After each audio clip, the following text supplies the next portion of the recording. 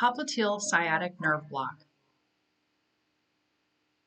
The popliteal block results in anesthesia of the entire distal 2/3 of the lower extremity, with the exception of the medial aspect of the leg, which is covered by the saphenous nerve. It is one of the most commonly used techniques in regional anesthesia. It is used for corrective foot surgeries, foot debridement, short saphenous vein stripping, and repair of the Achilles tendon. Note that the areas marked in red and blue are the areas covered by this block.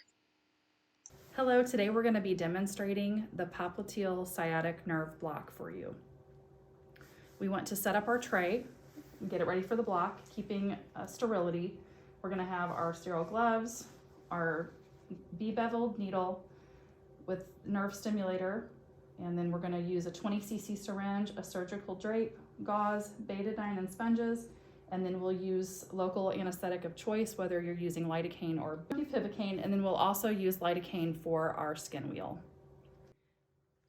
Let's start out with reviewing the anatomy for this block. We want to look for the popliteal crease, and then we want to take the leg and have the patient pick their leg up and push against your hand. When you do that, you're able to isolate these muscles here. Go ahead and relax.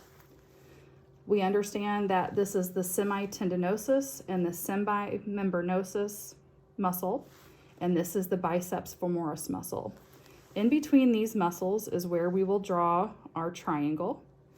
And in 2/3 of the population, 7 centimeters above the popliteal crease and just 1 centimeter lateral is where you will find proper placement for the popliteal nerve block.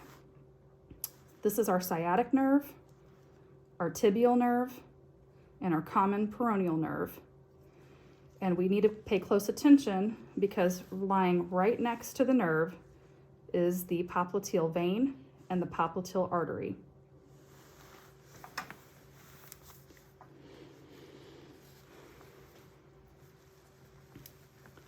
Once we have identified our anatomy and we've mapped it out, we will cleanse the area, and then we will drape the area. And for teaching purposes today, we will leave the drape off, but you would want to have your drape on. We also want to utilize the nerve stimulator.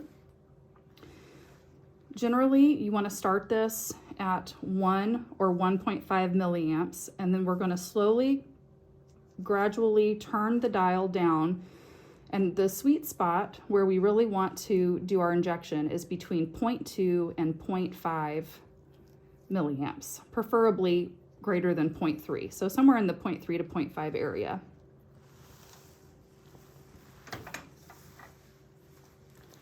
We're going to use our local anesthetic to make a skin wheel, and as you can tell, I've made an X here at the 7 centimeter mark and then 1 centimeter lateral, and we will make a skin wheel here.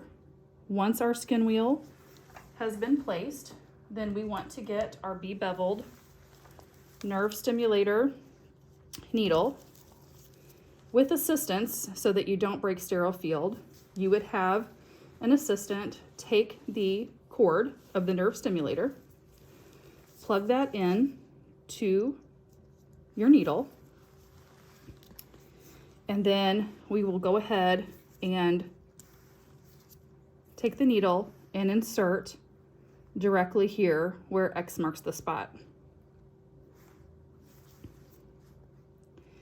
As we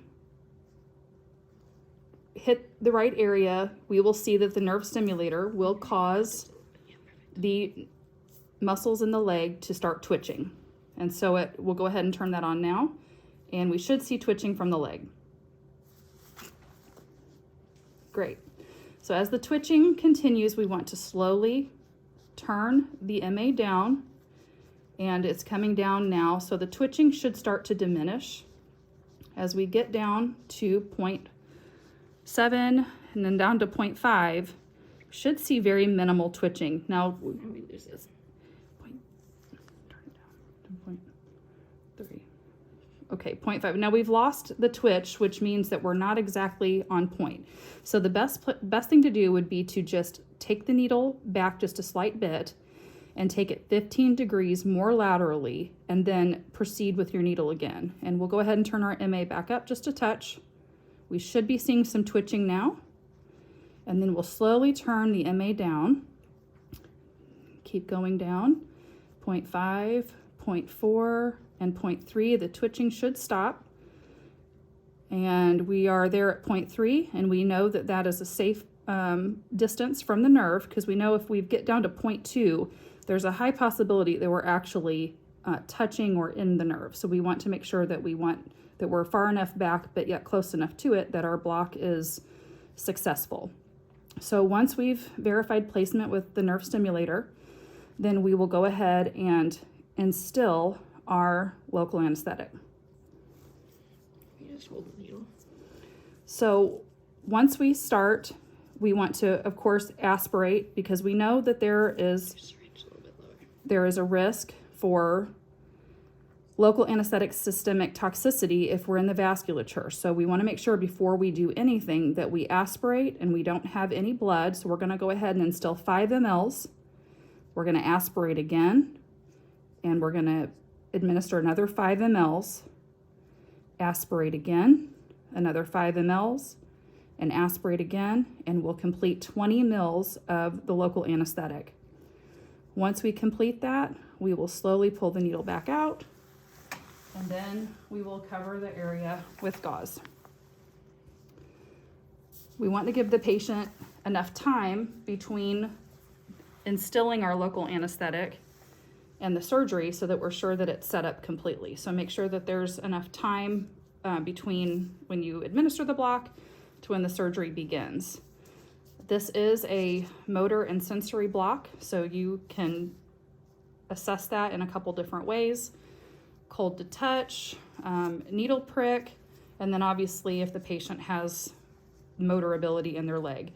We want to remember that this only covers 4 of the 5 nerves, and so if you need complete block of the leg, you would also want to perform another block and to make sure that the medial side of the leg is covered. Thank you, and this concludes our demonstration.